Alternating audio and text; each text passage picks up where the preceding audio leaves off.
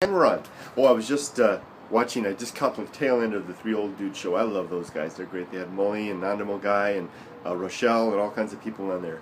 I wish I'd seen the whole thing. Anyway, I wanted to make a video with it quoting something my wife said last night. I called them up on my little, the line call thing.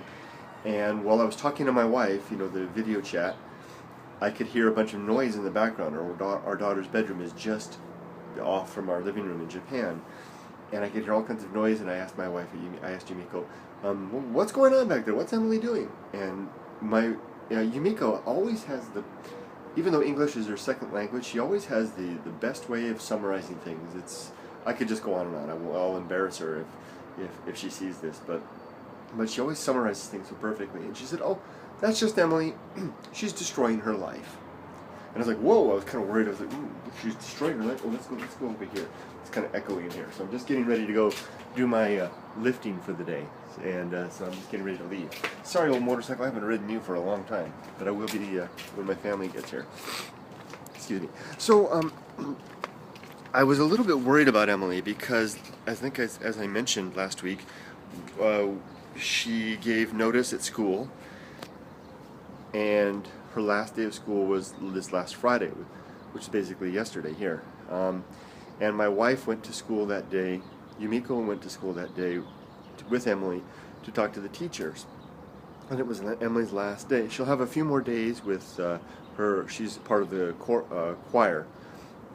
I think she has a few more days of that and then a performance to do, and then that's it. And Yumiko was telling me that it was really hard to go to the school for Yumiko, my wife. It was really hard for her to go for the last day to say goodbye to the teacher. And I could vicariously feel that. I mean, it was an empathetic pain. It's one of those pangs of transition that are inevitable. I went through. Oh, good gosh! It brought back a lot of memories because in February, when I came last year, not this year, 2014. I went through it. It was really hard. I mean, I remember kind of breaking down. Speaking of the Three Old Dudes show, they invited me onto their show shortly after I arrived, or within a month of that, and I kind of broke down and had to exit the show. I was really having a hard time when I first came over. And Yumiko telling me about the difficulty that she had in saying goodbye to the teacher and the institution and the school. It's a really good school, and the whole thing, all the kids in the society of it all, I could feel that. And I was so worried about Emily. I was thinking, well, how's Emily feeling about all this? And especially given that she's not allowed to come back to the classrooms anymore, even though class is in session. She'll be there for the choir practice. She'll be able to wear her uniform from that, but she won't be able to go to the classrooms. I was really worried about that. So yesterday when I heard my wife say she's destroying her life, I was like, because I was eager to talk to Emily, I wanted to get some gauge on how she's doing. I said, okay, can you put the phone up? Give the phone to Emily. I want to talk to her. So I gave her to Emily, and she came over, and Emily appears on the phone, right? She never holds it. She's like me. She never holds it still. It's always all over the darn place. And she's busily cleaning. She's wearing a surgical mask. She's not becoming a surgeon, but that's the thing in Japan. When you're sick or when you're cleaning, you wear a surgical mask. And she's going all over, and her room is just a mess, scattered stuff everywhere. And she's clearly doing just that. She's destroying her life. She's taking it all apart, getting ready to throw it all away, reduce her life to a suitcase. Well ahead of when she needs to. She's still got more than a month before she'll be coming over. And I asked her, and her mood seemed very good. I asked her, "How you doing?" She said, "I'm fine." And are you ready to come over? Are you excited for coming over? She said, "Yeah." We had a nice talk about the summer school program that she's going to be attending. And in the end, she allayed my fears. Can we see the train? There it is.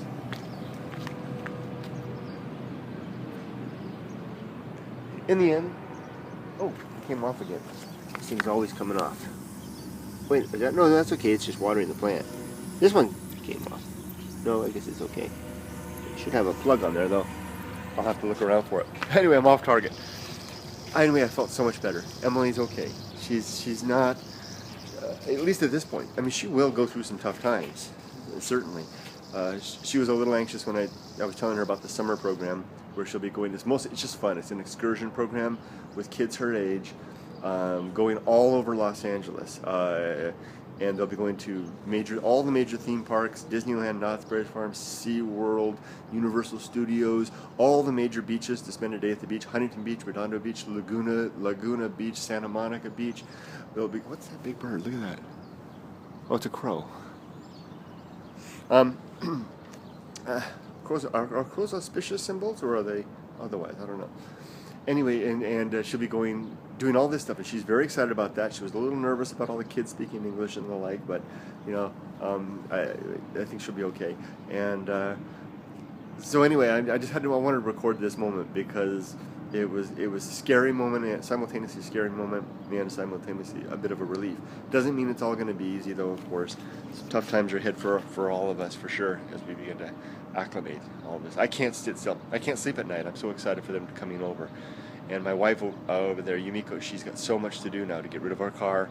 We've decided to get rid of the car by the end of the month, end of March, to give notice on our apartment. And if something happens, heaven forbid, with the visa stuff, then we'll just get them into a furnished Leo Palace, which is a month-to-month apartment stuff. So they'll be done by the end of April. Hopefully, if everything goes right, she'll have the interview on the 13th of April. She'll hopefully get her visa with the stamp in the mail and the seal package a week later. And we're gonna buy the airline tickets as soon as the interview happens. If it's good news from the interview, because if it's good news at the interview, then it's just a matter of the processing the visa and sending it to my wife, sending it to Yumiko. Then we're gonna reserve the tickets. I've already checked into them. It's about $800 for round trip tickets, about $600-700 for one-way tickets. Not that I'd buy the round trip tickets, but it's on Expedia. I couldn't find one-way tickets on Expedia, and I like Expedia.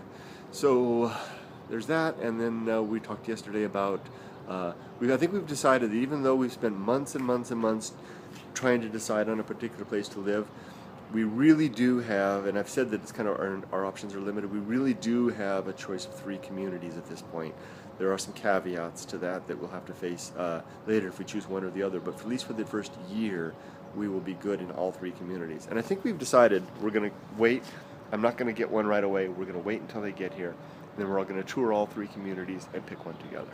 And we'll stay here. So my wife and daughter and I will stay here at the 7th Street Market for a few days together. Is that it? About to head off and do my lifting, like I said. Last night, interesting story. I'll share one lift story for last night. I was called out to a truck stop out in the middle of nowhere. And when I got there, I couldn't find the person. And I called them up. And clearly they were a little inebriated. And I heard somebody talking about somebody kicking somebody's ass in the background. Or he was saying that to somebody in the background. A little anxious. I couldn't find the person. And when I was at this truck stop, and across the way was a restaurant across the highway there. And so I saw a man just wandering aimlessly. And with Lyft, you don't want to approach somebody and say, "Are you looking for a lift?" Because then, if they're scrupulous, without scruples, they can just hop in the car and it's a lift on someone else's dime. Get it? So you have to kind of say, if you're going to say, "What's your name?" or "Can you please tell me your name?" And if they give you your name, it's the same one, then you can let them in.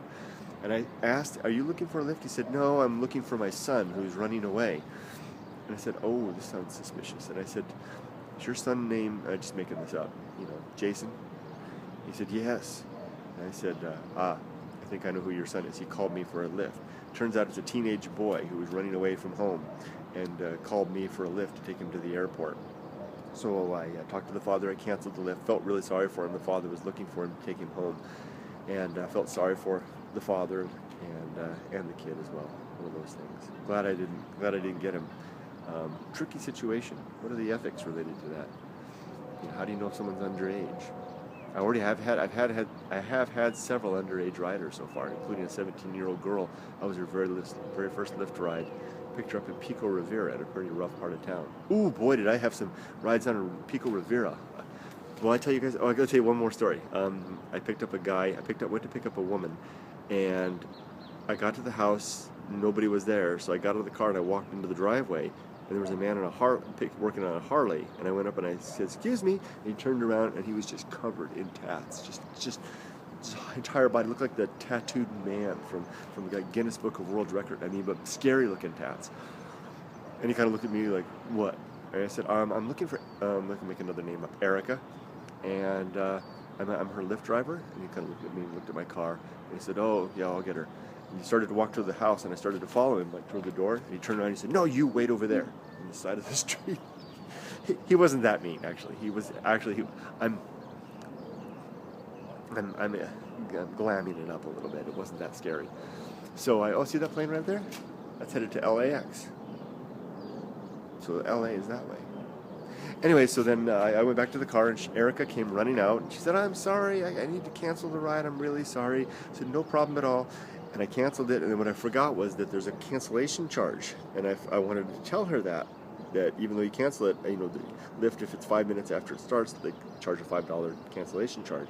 So I decided, I'll go back to the house. So I ran back, I got out of the car, ran back into the house, and I got to the front door, and on this door was this black painted skull on the door, really scary looking. I went, knock, knock, knock, knock.